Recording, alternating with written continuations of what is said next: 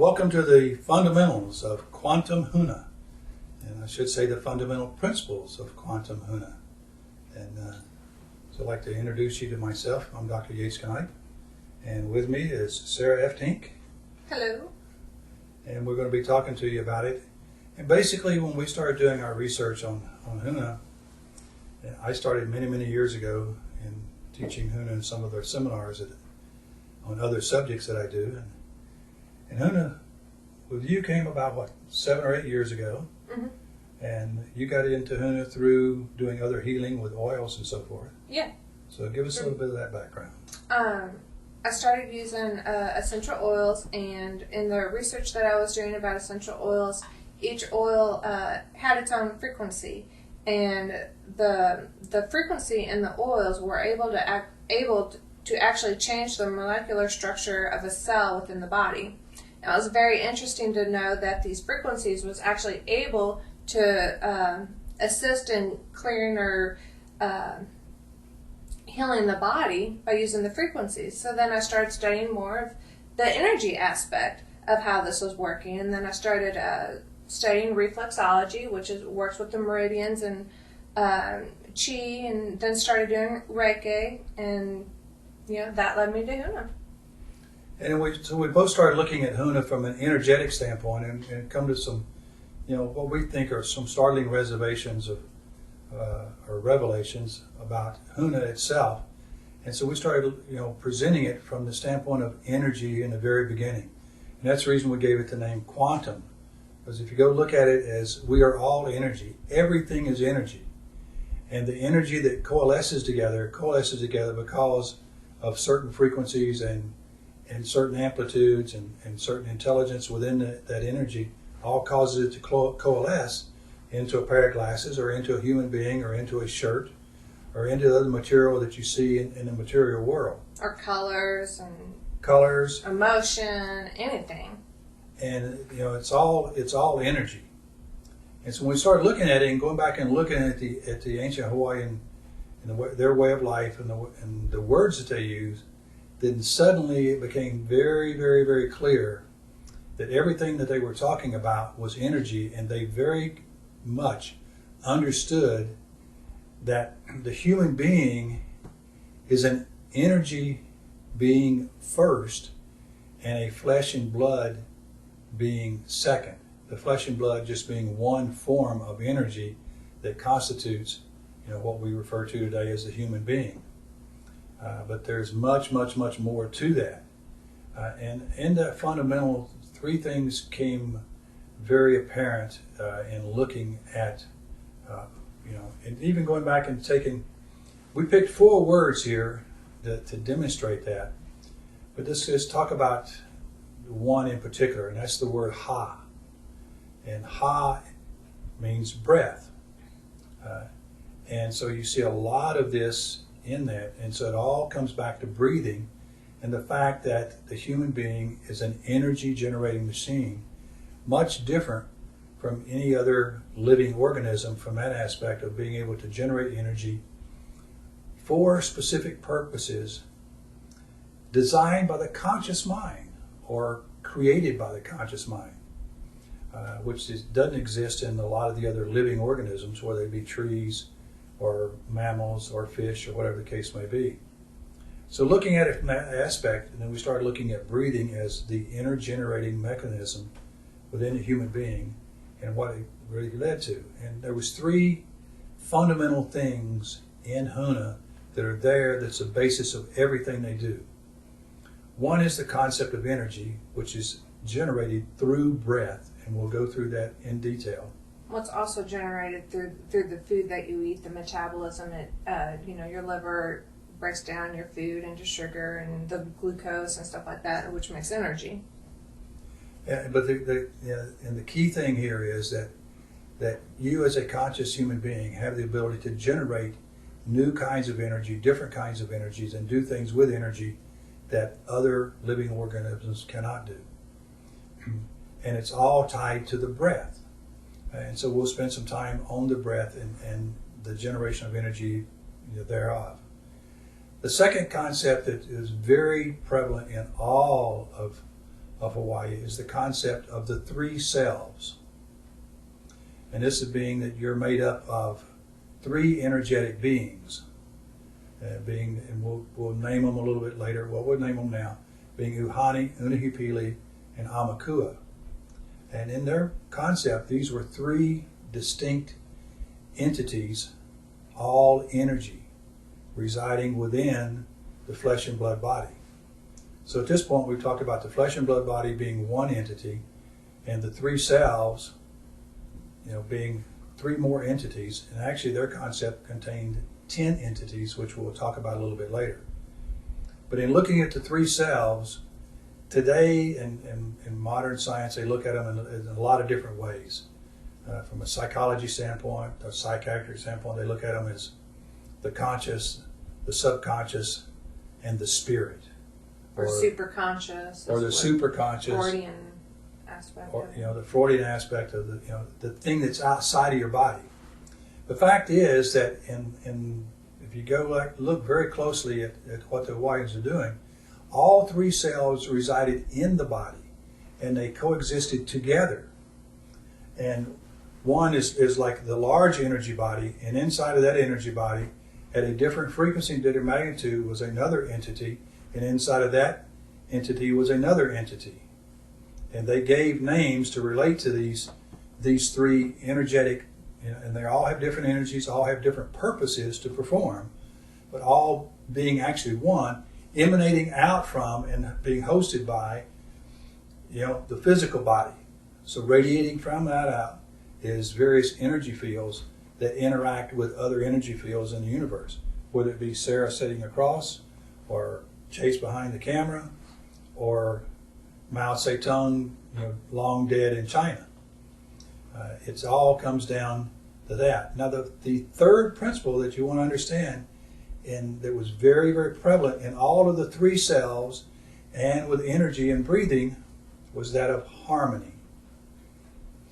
And there's been lots of work done in the scientific community over the years with this. Probably the most known is Nikola Tesla.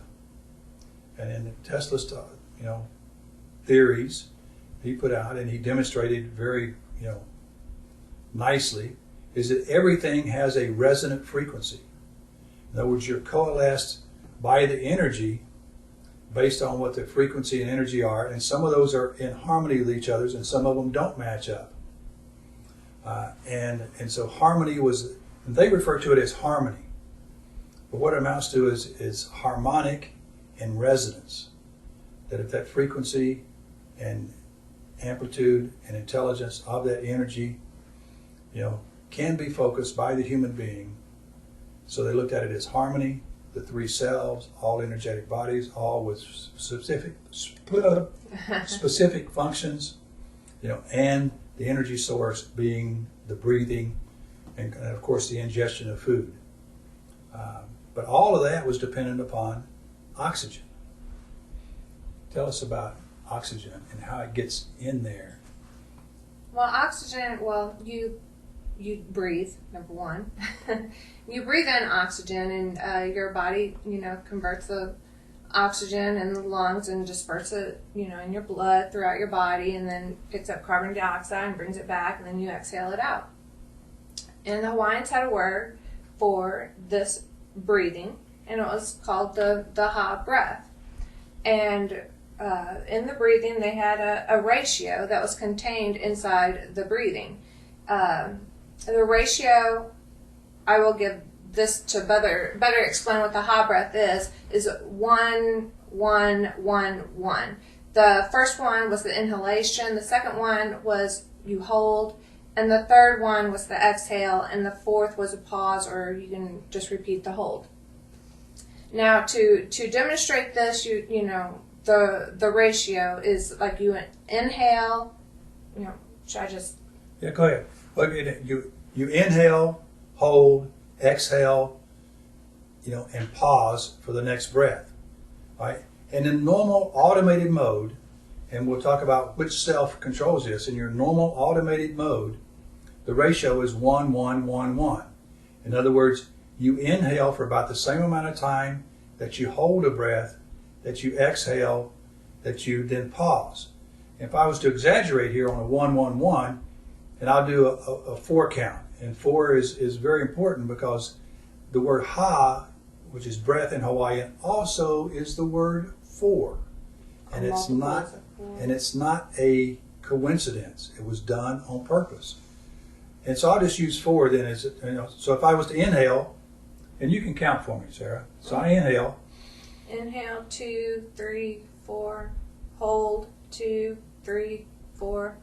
Exhale, 2, 3, 4. Hold, 2, 3, 4. And then we repeat the cycle. Inhale. And that's just a ratio of 1-1-1-1, which is, I'm exaggerating because I'm doing a 4 count.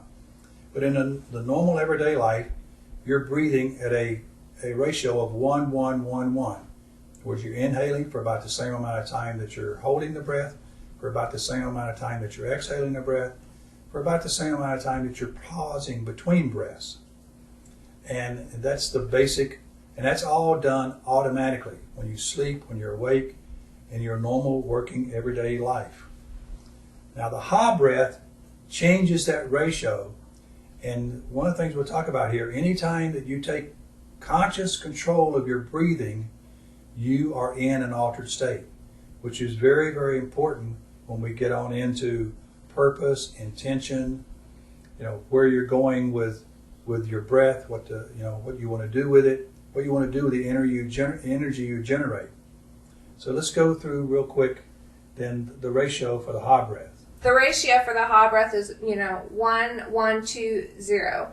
You inhale for 4, hold for 4, exhale for 8, and then pause, a slight pause for it's a 0. So you can immediately start breathing again. Yeah. Do the inhale again. Yeah. So I'll count for you, and you do the. So ready? Yeah. Okay. And we'll do a 4 count then. Mm-hmm. So inhale, 2, 3, 4. Hold, 2, 3, 4. Exhale, 2, 3, 4, 5, 6, 7, 8. Pause. I didn't hold it for 8. That's okay. Can you do it again? All right. I may have counted slow, so we'll let her do it again.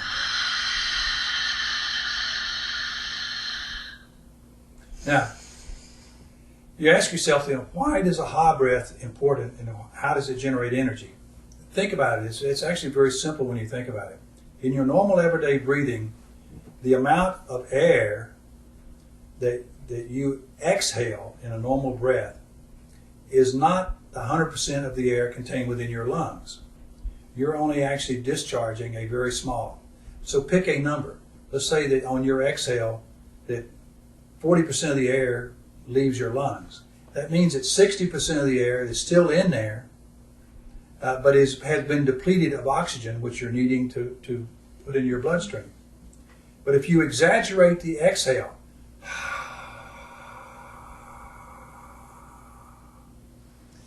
then the amount of stale air, used air that is in your lungs greatly decreases. It may go down to only 10% stale air or 20% stale air. So that the next breath you take in has twice, if you went from 60% stale to 20% stale, that means that the next breath that you take in, instead of getting 40% fresh air, you're going to get 80% fresh air. So immediately you're going to double the amount of energy that you can generate, and it will be generated just with that one breath. Very, very important. Mm-hmm. So that takes care of the ha breathing and generating, mm-hmm. and the energy generation part. Now the interesting part is that when you talk about the ratios, go into that a little bit more about what happens when you change the ratios. The ratio in the ha breath, you can change the ratio. The ha breath, the normal ha breathing is the 1, 1, 2, 0, but you can change that to 2, 1, 1, 1, or 2, 1, 0, 1, or 1, 2, 0, 1. You can change it up, and each time you are changing the actual ratio, you are changing the frequency and the energetic makeup of the breath. And each breath has a different purpose that can be used for different things. one of the breaths that they use quite frequently, and you hear a lot about. The others you don't hear too much about is what's called the breath of fire. And all this breathing, by the way, is done from the belly, so that when you inhale, you want your stomach to come out. When you exhale, you want your stomach to come in. Now, in the fire breath, basically, you're exhaling twice as fast as you're inhaling. So if you do an inhale for a count of 4, you're going to exhale in the count of 2. And typically, the pause, you'll want to go to 0. And the Hawaiians did this when they were going into battle. You've done this when you want to pump yourself up. You'll go there and you go, and you'll pump yourself up. That's basically what you're doing. But in the true breath of fire, it's a little more deliberate in that you want to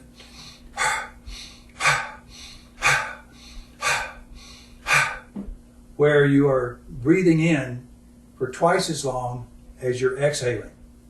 And again, when you do this, then it's a way of, one, sending a vibration through the body that's generating a different type of energy, and 2, it's your way of getting more oxygen in a given amount of time into the lungs. And when you do the fast exhale and you do it rapidly, again, you're expelling more than the normal 40%. You're actually going to expel 50, 60, 70, 80% by doing the breath real fast, because when you start the breath, you can't rapidly stop it in mid-term. It's going to go all the way to the end of the cycle. So when you go, it's going to go all the way through. You're not going to be able to stop. So that's the breath of fire. And also consciously, there's a reason why you're doing the breath of fire. So you're adding in that intent of generating quick energy, because you're consciously taking control of your breath to make it do a specific thing. You are doing the breathing to create a specific frequency to do a specific thing.